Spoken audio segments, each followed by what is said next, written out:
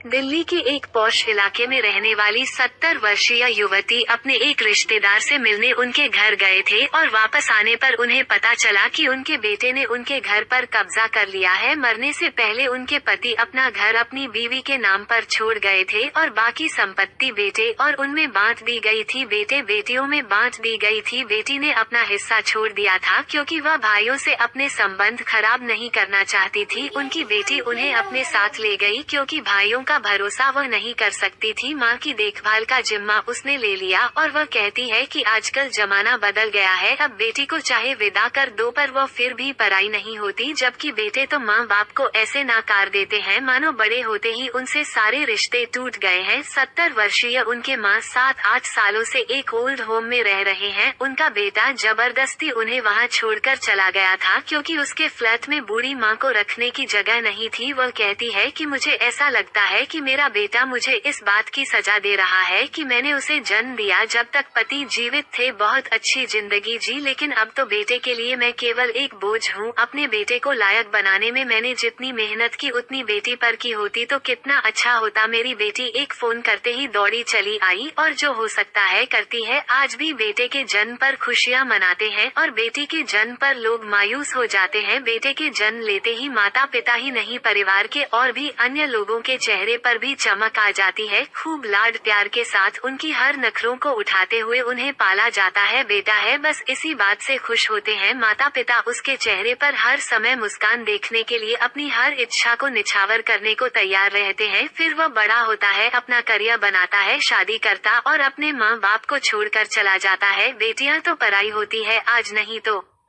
कल दूसरे के घर चली जाएगी, इसीलिए जो कुछ है बेटा ही है। यही सोच आज भी दुनिया में कायम है। आश्चर्य तो इस बात का है कि इस जमाने में जब लड़कियां शादी के बाद भी अपने माँ बाप की सेवा करती है और बेटों से ज्यादा उनका ध्यान रखती है, फिर भी उन्हें पराया क्यों माना जाता है। युगों युगों से इसी सोच से ही दुनिया चली आ रही है कि बेटियां तो पराई होती है, लेकिन मुझे लगता है बेटे ही पराए होते। बेटियां पराई नहीं होती, वह पराई होकर भी अपनी रहती हमेशा माँ बाप की रहती है। अगर आपको मेरी यह सोच, मेरी यह कहानी अच्छी लगी हो तो मुझे कमेंट में जरूर बताएं।